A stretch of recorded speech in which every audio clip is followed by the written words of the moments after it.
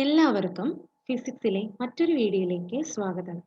ഇന്ന് നമ്മൾ ഡിസ്കസ് ചെയ്യാൻ പോകുന്നത് മറ്റൊന്നുമല്ല, നമ്മൾ ഫിസിക്സ് രണ്ടാമത്തെ ചാപ്റ്റർ ആയിട്ടുള്ള മറ്റൊരു ഭാഗമായിട്ടുള്ള capacitor and energy stored in a capacitor ആണ്. അപ്പോൾ കൂടുതലായിട്ടൊന്നും പറയാതെ തന്നെ നമുക്ക് വീഡിയോയിലേക്ക് കിടക്കാം.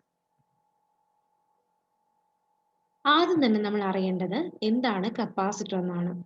കപ്പാസിറ്റർ എന്ന് പറയുന്നത് മറ്റൊന്നുമല്ല, നമ്മൾ ഇലക്ട്രിക് ചാർജിന് സ്റ്റോർ ചെയ്യാൻ വേണ്ടിയിട്ടുള്ള ഒരു ഡിവൈസ് ആണ് എന്ത് കപ്പാസിറ്റർ എന്ന് പറയുന്നത്. അപ്പോൾ നമ്മൾ എന്താണ് കപ്പാസിറ്റർ എന്ന് ചോദിച്ചു കഴിഞ്ഞാൽ ഇലക്ട്രിക് ചാർജിന് സ്റ്റോർ ചെയ്ത് വെക്കാൻ പറ്റുന്ന ഒരു ഡിവൈസ് ആണ് കപ്പാസിറ്റർ എന്ന് പറയുന്നത്. ഇനി കപ്പാസിറ്റർ ഇത് സ്റ്റോർ ചെയ്ത് വെക്കാനുള്ള ആ ഒരു കപ്പാസിറ്ററിന്റെ എബിലിറ്റിനെ പറയുന്ന പേരാണ് കപ്പാസിറ്റൻസ് എന്ന് പറയുന്നത്. അപ്പോൾ ഇലക്ട്രിക് ചാർജിന് സ്റ്റോർ ചെയ്ത് വെക്കാൻ പറ്റുന്ന ഡിവൈസ് ആണ് എന്ത് കപ്പാസിറ്റർ. ഇനി അതിന്റെ എബിലിറ്റി ടു സ്റ്റോർ ചാർജ് ആണ് കപ്പാസിറ്റൻസ് എന്ന് പറയുന്നത്. ഇനി it is observed that the charge given to a conductor and potential rise around it are directly proportional. അപ്പോൾ നമ്മൾ ചാർജ് സ്റ്റോർ ചെയ്ത് വെക്കുന്ന ചാർജ് എന്ന് പറയുന്നത് ഡയറക്ട്ലി പ്രൊപ്പോർഷണൽ ടു പൊട്ടൻഷ്യൽ ആണ്. അപ്പോൾ Q എന്ന് പറയുന്നത് എന്താണ്? Equal to C into V. C എന്ന് പറയുന്നത് നമുക്കൊരു കോൺസ്റ്റന്റ് ആയിട്ട് എടുക്കാം, ഇൻറ്റു V. ഇവിടുത്തെ C എന്ന് പറയുന്ന നമ്മുടെ ആ ഒരു കോൺസ്റ്റന്റ് ആണ് എന്ത് നമ്മുടെ കപ്പാസിറ്റൻസ് എന്ന് പറയുന്നത്. അപ്പോൾ കപ്പാസിറ്റൻസ് എന്ന് പറയുന്നത് എബിലിറ്റി ടു സ്റ്റോർ ചാർജസ് ആണെന്ന് നമ്മൾ പറഞ്ഞായിരുന്നു. അപ്പോൾ ഈ ഇക്വേഷനിൽ നിന്ന് നമ്മൾ കപ്പാസിറ്റൻസിന് മറ്റൊരു ഇക്വേഷൻ പറയുവാണെങ്കിൽ നമുക്ക് എങ്ങനെ പറയാം? Capacitance is the ratio of charge imparted to a conductor to the potential to which it is raised. അപ്പോൾ C is equal to Q by V എന്ന് പറയുന്ന ആ ഒരു ഇക്വേഷനിൽ നിന്ന് നമുക്ക് കപ്പാസിറ്റൻസിന് it is the ratio of charge imparted to a conductor to the potential to which it is raised. അപ്പോൾ ഇത്രയാണ് നമുക്ക് കപ്പാസിറ്റർ എന്തെന്നും കപ്പാസിറ്റൻസ് എന്തെന്നും അറിയേണ്ടത്.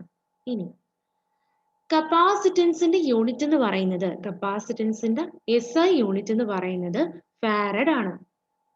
കപ്പാസിറ്റൻസിന്റെ SI യൂണിറ്റ് എന്ന് പറയുന്നത് ഫാരഡ് ആണ്. ഇനി നമ്മള് അപ്പോ കപ്പാസിറ്റൻസ് എന്ന് പറയുന്നത് Q by V ആണെന്നറിയാലോ, Q by V ആണെന്നറിയാലോ. ഇനി അതിൽ നിന്ന് നമുക്ക് ഡെഫിനിഷൻ ഓഫ് 1 ഫാരഡ് എന്താന്ന് കണ്ടെത്താൻ പറ്റും. എന്താണ് ഡെഫിനിഷൻ ഓഫ് 1 ഫാരഡ് എന്ന് പറയുന്നത്? C is equal to Q by V ആണെന്ന് നമുക്കറിയാം. അതില് 1 ഫാരഡ് ആവണമെങ്കിൽ എന്താവണം? ചാർജ് 1 കൂളോംബ് ആവണം, വോൾട്ട് 1 വോൾട്ടും ആവണം അല്ലേ? അപ്പോ if a charge of 1 coulomb raises the potential 1 volt, the capacitance can be said to be 1 farad. അപ്പോൾ ഒരു കൂളോം ചാർജ് മൂലം 1 വോൾട്ട് പൊട്ടൻഷ്യൽ റേസ് ചെയ്യാൻ പറ്റുമെങ്കിൽ അതിനെയാണ് നമ്മൾ 1 ഫാരഡ് എന്ന് പറയുന്നത്. അപ്പോൾ ഇത്രയും പറഞ്ഞ് മനസ്സിലായല്ലോ എന്താണ് ഒരു കപ്പാസിറ്റർ. കപ്പാസിറ്റർ എന്ന് പറയുന്നത് എനർജീനെ സ്റ്റോർ ചെയ്ത് വെക്കാൻ പറ്റുന്ന ഒരു ഡിവൈസ് ആണ്. ആ ഒരു കപ്പാസിറ്ററിന്റെ ആ ഒരു എബിലിറ്റി ടു സ്റ്റോർ ചാർജ് ആണ് എന്ത് കപ്പാസിറ്റൻസ്. ഇനി കപ്പാസിറ്റൻസിന്റെ യൂണിറ്റ് എന്താണ്? ഫാരഡ് ആണ്. കപ്പാസിറ്റൻസും ചാർജും വോൾട്ടേജും തമ്മിൽ കണക്ട് ചെയ്യുന്ന ഇക്വേഷൻ എന്താണ്? C is equal to Q by V. അപ്പോൾ 1 ഫാരഡ് എന്താണെന്ന് നമ്മൾ പറഞ്ഞു. ഒരു കൂളോംബ് ചാർജ് ഇതിനെ ഉപയോഗിച്ച് 1 വോൾട്ട് റൈസ് ചെയ്യാൻ പറ്റുന്നതിനെയാണ് ഡെഫിനിഷൻ ഓഫ് 1 ഫാരഡ് എന്ന് പറയുന്നത്.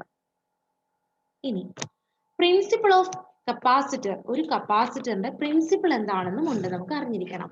അപ്പോൾ അതിനു വേണ്ടിയിട്ട് നമ്മൾ എന്ത് ചെയ്യണം?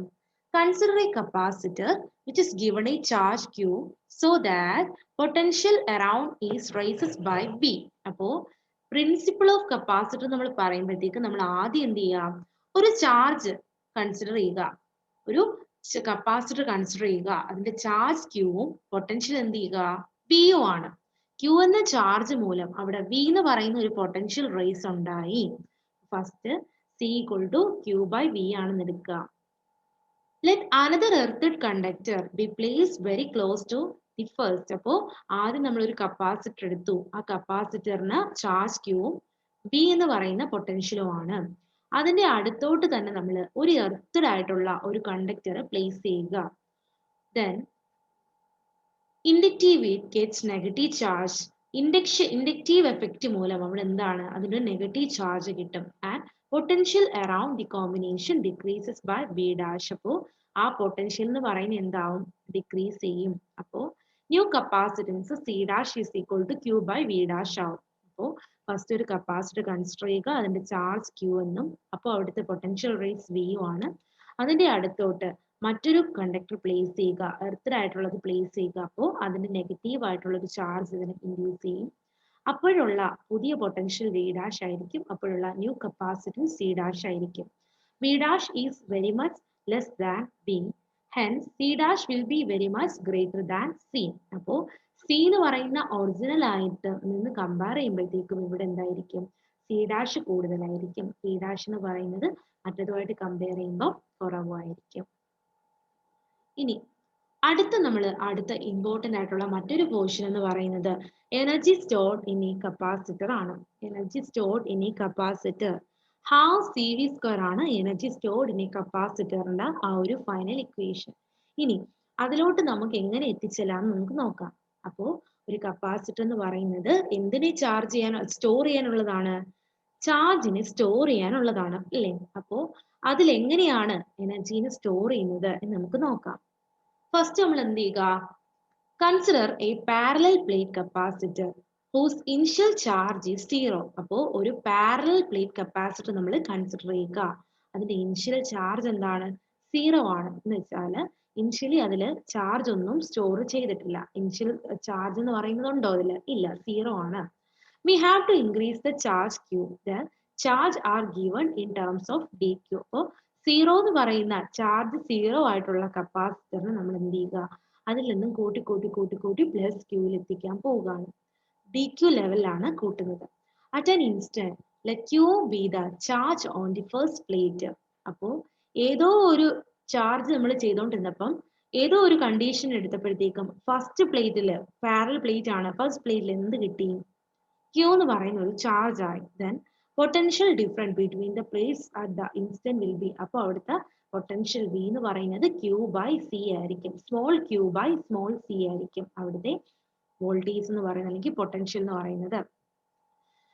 Hence work done in further adding a charge dq to the first plate will be. അപ്പോൾ ഇനിയും നമുക്ക് ചാർജ് ആഡ് ചെയ്യണമെങ്കിൽ അവിടെ ഒരു വർക്ക് വേണം അല്ലേ? വർക്ക് dw എന്ന് പറയുന്നത് dq ചാർജ് ഇൻറ്റു വി ആണ്. അപ്പോൾ വർക്ക് എന്ന് പറയുന്നത് dq ഇൻറ്റു വി ആണ്. അപ്പോൾ ടോട്ടൽ വർക്ക് എത്രയായിട്ട് നമുക്ക് വേണ്ടി വരും?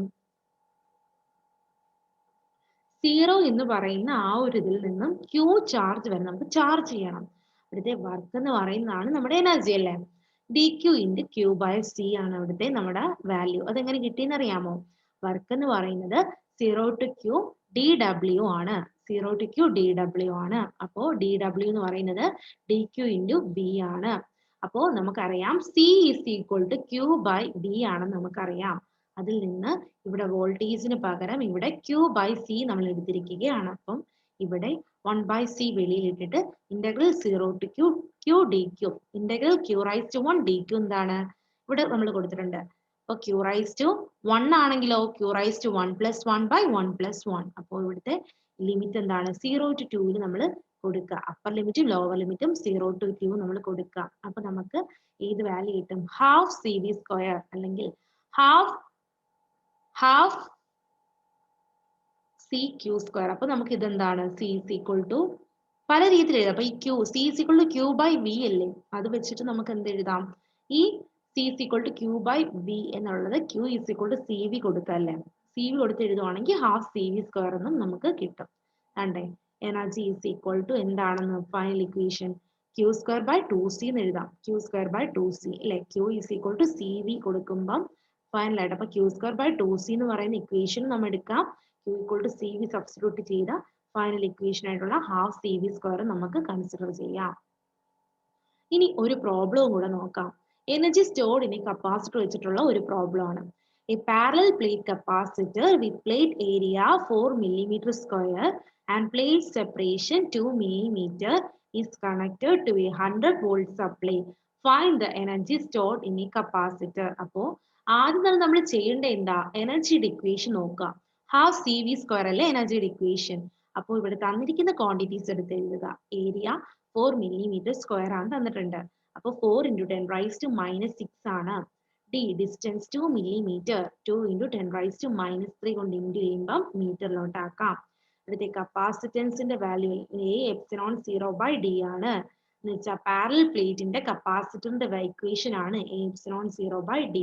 അത് കൊടുക്കുമ്പോൾ നമുക്ക് എന്ത് കിട്ടും? എപ്സിലോൺ സീറോയുടെ വാല്യൂ പഠിച്ചു വെച്ചിട്ടുണ്ടല്ലോ, 8.85 into 10 raised to minus 12. അത് കൊടുത്താൽ ഫൈനൽ നമുക്ക് ആൻസർ എന്ത് കിട്ടും? 1.77 into 10 raised to minus 14. Unit എന്താണ്? ഫാരഡ്. യൂണിറ്റ് ഇടാൻ മറക്കരുത്, ഫാരഡ് ആണ് യൂണിറ്റ്.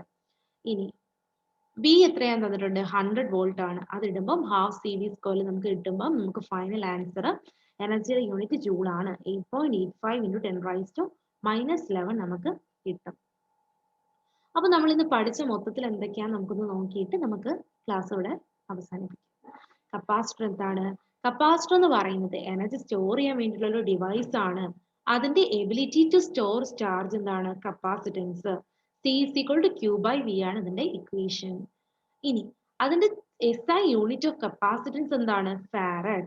ഇനി ഡെഫിനിഷൻ ഓഫ് 1 ഫാരഡ് എന്താണ്? ഇത് നോക്കണം. പ്രിൻസിപ്പിൾ ഓഫ് കപ്പാസിറ്റേഴ്സ് നോക്കി, C dash Q by V dash.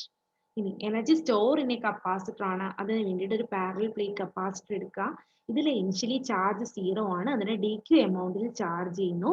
ഏതോ ഒരു ടൈം എത്തിയപ്പോൾ ഫസ്റ്റ് പ്ലേറ്റിലുള്ള എന്താണ് ചാർജ് Q, സ്മോൾ Q ആയി. അവിടെയുള്ള കപ്പാസിറ്റൻസ് എന്ന് പറയുന്നപ്പം പൊട്ടൻഷ്യൽ എന്ന് പറയുന്ന V equal to Q by C ആണ്. അത് വെച്ചിട്ട് നമ്മൾ വർക്ക് ഡൺ ചെയ്തിട്ട് നമ്മൾ DQ into V ചെയ്യുമ്പം വർക്ക് നമ്മൾ കണ്ടുപിടിക്കാൻ 0 എന്ന് പറയുന്ന ചാർജിൽ നിന്ന് Q വരെ നമ്മൾ ചെയ്ത് കഴിഞ്ഞ് DQ into Q by C നമ്മൾ ചെയ്ത് Q square by 2C അഥവാ Q is equal to CV കൊടുത്ത് ഹാഫ് CV square എന്ന് പറയുന്നത് നമ്മൾ ചെയ്തു. ഇനി നമ്മളൊരു പ്രോബ്ലം നോക്കിയായിരുന്നു. പ്രോബ്ലം നിങ്ങൾ തന്നെ ഒന്നും കൂടെ ചെയ്ത് നോക്കുക. എല്ലാ ക്വാണ്ടിറ്റീസും തന്നിട്ടുണ്ട്. അതിലെ കപ്പാസിറ്റൻസ് കണ്ടുപിടിക്കാൻ A epsilon 0 by D ചെയ്ത് കണ്ടുപിടിക്കുക. ഞാൻ ഈ ചെയ്ത വീഡിയോ എല്ലാവർക്കും നന്നായിട്ട് മനസ്സിലായിട്ടുണ്ടെങ്കിൽ നിങ്ങൾ ദയവ് ചെയ്ത് ഇത് സബ്സ്ക്രൈബ് ചെയ്യുക, ഷെയർ ചെയ്യുക, ലൈക്ക് ചെയ്യുക. എല്ലാം മാക്സിമം നിങ്ങൾക്ക് അറിയാവുന്ന ഫ്രണ്ട്സിനെല്ലാം അയച്ചു കൊടുക്കുക. Thank you.